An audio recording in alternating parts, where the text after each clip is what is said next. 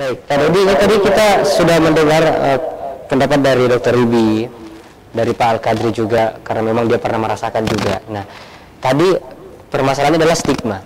Sebenarnya penyakit ini adalah penyakit yang simpel, tapi kalau dibiarkan, ada yang merasa mungkin ini aib, jadi dia sembunyikan, tapi justru itu semakin parah dan itu bahkan bisa membahayakan untuk orang lain.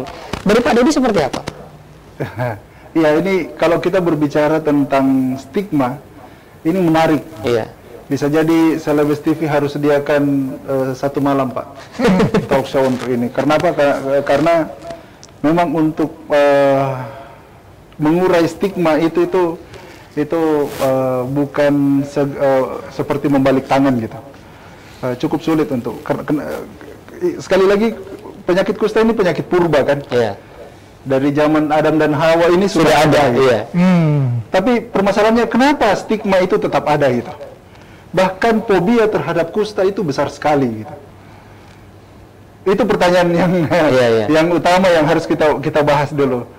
Terus nanti dari situ akan berkembang. Kira-kira sebenarnya siapa yang harusnya bertanggung jawab? Iya, betul. Kalau kita berbicara konteks Indonesia, kita ambil Sulawesi Selatan, Kota Makassar ini, siapa sebenarnya yang harusnya mengambil peran lebih untuk menyelesaikan permasalahan stigma ini supaya jangan ada di masyarakat? Apa itu stigma? Stigma kan pandangan atau pengetahuan yang keliru tentang sesuatu hal. Masuk ke kusta berarti pandangan yang keliru tentang penyakit kusta itu sendiri gitu.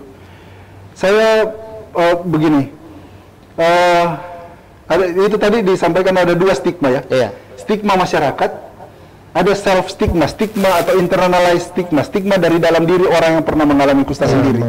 Pertanyaannya kenapa ada stigma dari dalam diri orang yang pernah mengalami kusta sendiri? Simple, Pak.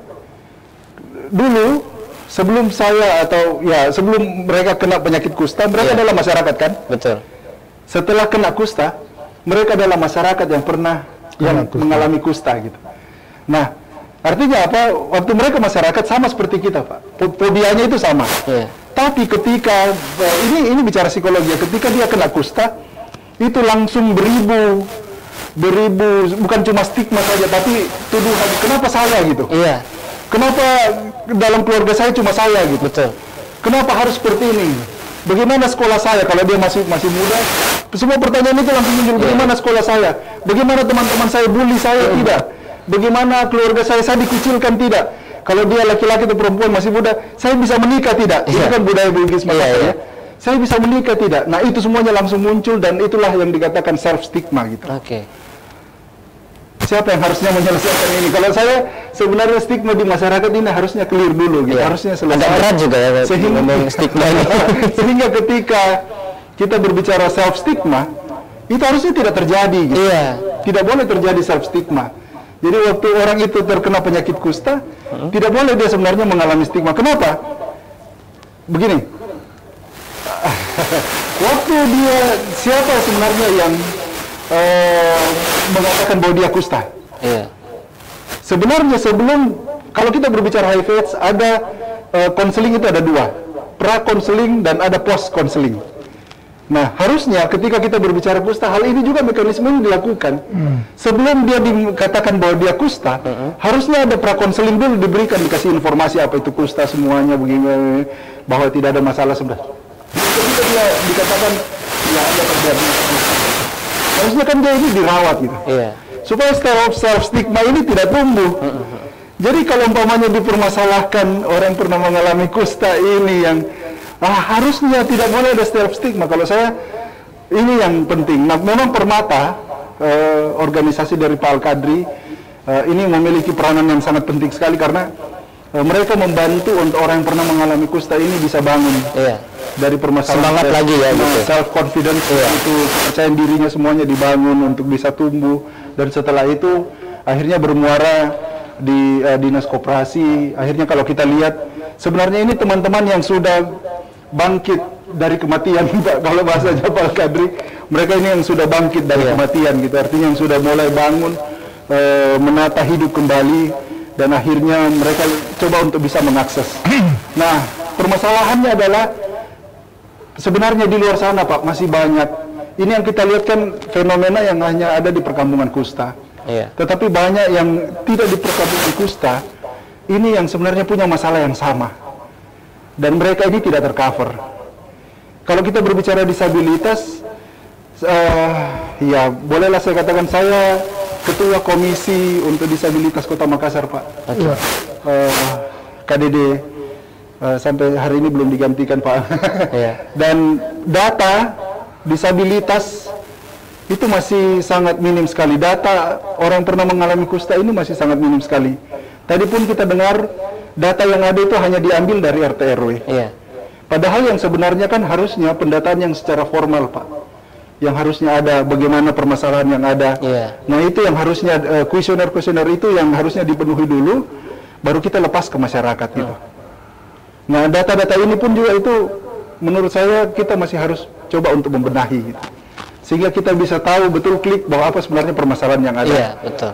Di lapangan terkait tentang orang yang pernah mengalami kusta, bagaimana pendidikannya, bagaimana pekerjaannya. Karena spesifik ya, saya tidak tahu berapa banyak yang paham tentang permasalahan kusta, tapi kan kusta itu mati rasa. Iya. Kalau umpamanya dia mati rasa, terus kita kasih dia pekerjaan untuk jadi tukang kayu, itu beresiko berat. Betul. Iya, bisa terpotong. Bisa terpotong kan?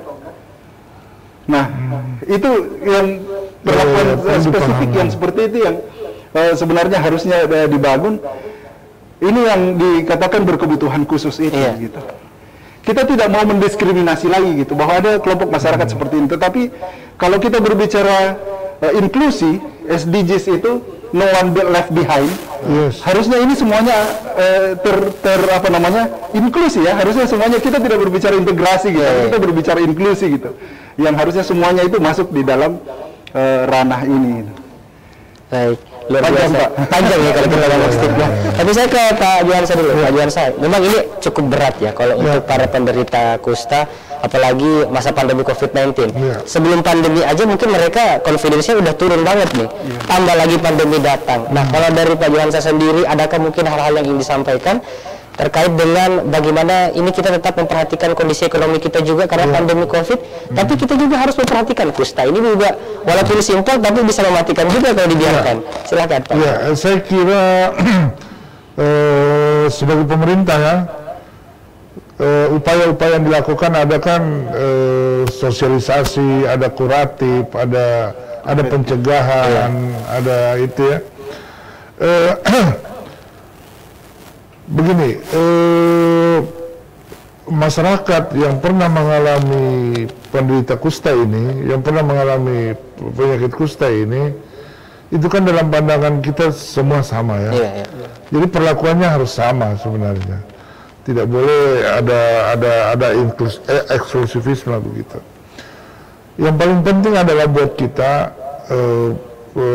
sebagai tanggung jawab pemerintah adalah bagaimana memberikan semangat dulu ini kepada mereka, yang orang yang pernah mengalami penderitaan ini, karena sakit itu sendiri kan derita itu.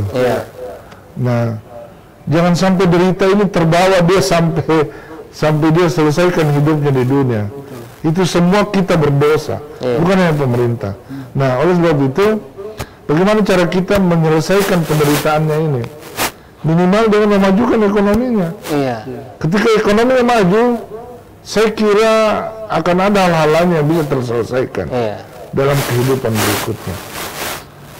Oleh sebab itu pemerintah melalui BPUM ada mengucurkan modal walaupun sedikit ya, permodalan usaha mikro itu yang 1,2 juta per bulan selama beberapa bulan itu sudah jalan, banyak juga yang menerima. Itu sudah berapa lama itu Pak Johan? Dan itu tidak dikhususkan ya, dikhususkan. Tapi untuk semua. Tapi orang yang pernah menderita kusta juga menerima itu, karena semua ya. Dan itu kita jaring melalui pendataan-pendataan yang kita lakukan. Saya tadi hanya satu sebenarnya yang saya mau ingin perjelas dari dokter tadi. Apakah penderita kusta ini bisa divaksin ya? Atau penderita kusta atau yang sudah menderita kusta bisa divaksin? Nah, itu dulu saya kira perlu karena kita ingin membangun herd immunity kan. Betul. Sekarang ini. Sekarang memang gencar-gencarnya program vaksin gitu ya. Kalau 70%, apakah dia termasuk yang 30 itu atau yang 70? Nah ini perlakuan-perlakuan seperti ini. Saya kira memerlukan ahli-ahli tersendiri yang akan menjawab itu. Nah terakhir, saya hanya ingin mengatakan kawan-kawan yang pernah merasakan penderitaan kusta, semangat itu harus tetap ada dalam diri kita. Karena kita tidak boleh terlalu mengharap pada orang lain, karena diri kita itulah kita sebenarnya. Kekuatan itu harus dibangun dari diri kita. Nah, oleh sebab itu, bagaimana menghilangkan penderitaan yang kita alami adalah bagaimana kita kuat. Kuat ekonomi, kuat fisik, kuat kesehatan, begitu ya. Saya kira itu. Nah, pemerintah tidak akan melepas Anda begitu saja. Tentu akan dilihat, diperhatikan, didata secara terus-menerus, bagaimana pertumbuhan dan perkembangannya, bagaimana kelanjutan kesehatannya, bagaimana perlakuan-perlakuan terhadap mereka. Saya kira ini penting buat kita, penting buat pemerintah, penting juga buat kita semua. Saya sangat sangat apresiatif sekali dengan kelompok-kelompok seperti yang Bapak ini, seperti kelompok-kelompok yang yang prihatin terhadap itu, pemerhati terhadap itu. Itu kan tidak bisa tumbuh begitu saja, pasti dari dalam hatinya itu. Karena bergaul dengan bekas penderita kusta itu memerlukan keberanian dan pemahaman yang lebih daripada kita ini. Betul. Artinya pemahaman apa? Bagaimana dia sadar bahwa berpelukan pun, tidur bersama pun dengan bekas penderita kusta tidak apa-apa. Tidak menular gitu. Ternyata tadi diskusi awal yang kita lakukan, penyebaran penyakit kusta juga ini melalui droplet. Sama dengan corona dong ya. Ya, droplet juga. Droplet. Nah, kalau kita bersentuhan kan tidak apa-apa misalnya. Nah, itu yang kita tidak pernah tahu. Selama ini kan kalau kita takut sedangkan di pinggir jalan saja, saya kira semua orang merasakan. Ada kan yang biasa di pinggirnya kita memberikan uang, cepat sekali kita tarik tangan. Satu takutnya. Karena ketakutan. Ternyata tidak masalah kalau kita bersentuhan. Hanya droplet yang itu. Nah, karena ada juga orang mengatakan angin pun itu bisa mengirimkan. Lewat udara gitu. Bisa mengirimkan. Ini kan ternyata tidak benar ya. Setelah kita diskusi tadi, saya kira itu yang penting kita ini semangat. Mari kita hidup semangat walaupun kita pernah merasakan penderitaan itu, tapi itu kita akan hilang ketika kita mau berusaha maju dan mengembangkan ekonomi kita. Luar biasa. Ekonomi diri diri dan keluarga di sekitar. Apalagi mereka sudah berkelompok, Pak. Baik, terima kasih Pak Yansa. Terakhir nih, saya ke Pak Dodi. Ini tadi mengenai semangat dan kepercayaan diri ya. Kan juga banyak orang yang mempertanyakan bahwa keturunan saya nanti kayak gimana ini? Kalau saya adalah istilahnya mantan gitu. Kita bahasnya mantan aja nih, mantan penderita kusta gitu ya. Pernah mengalami. Nah, pada saat memiliki keturunan pasti ada kekhawatiran yang muncul. Wah, kira-kira nanti keturunan saya gimana nih? Mungkin ada pesan-pesan mungkin dari Pak Dodi? Baiklah. Ini dari guru-guru saya termasuk Dr. Ribi juga.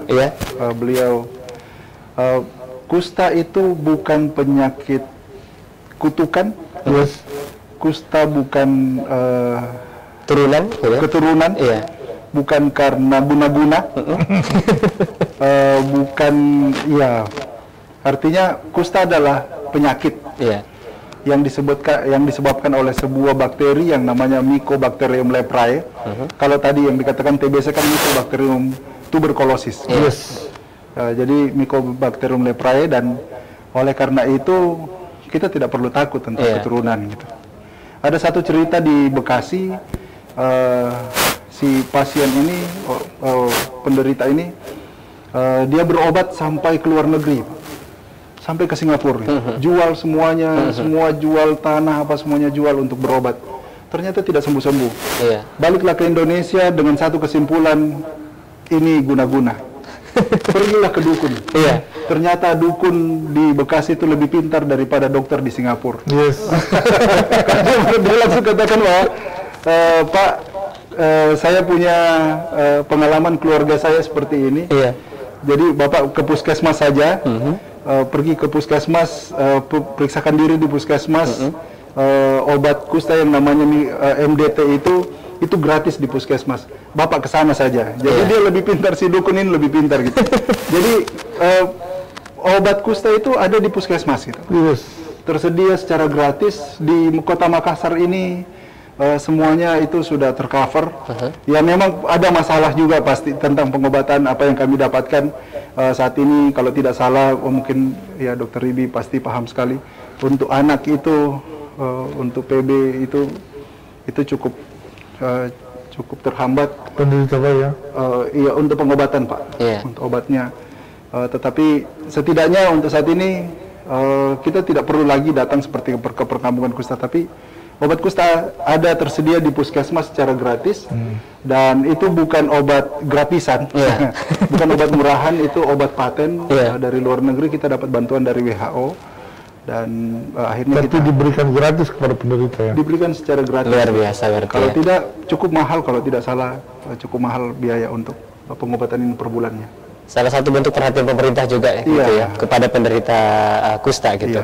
Baik, luar biasa hari ini ya kehadiran dari Pak Dodi, Pak Yohansyah, dan juga melalui virtual Zoom Dr. Ribi, Pak Al-Kadri, dan juga dari Dinsos tadi ada perwakilan dari Bapak Laheru yang sudah memberikan kita informasi mengenai dengan kusta. Saya tertarik dengan perkataan dari Pak Dodi tadi, kusta itu bukan penyakit turunan, bukan kutukan, ini adalah penyakit. Jadi kalau kita berbicara penyakit pasti ada obatnya, tergantung bagaimana penanganannya. Kalau kita melihat juga tadi pernyataan dari Pak Yohansyah mengenai dengan semangat, kehidupan ini memang bisa membuat kita tumbang, tapi kita berhak memilih apakah kita ingin bangkit ataukah tidak. Nah, seperti itu mungkin bagian saya.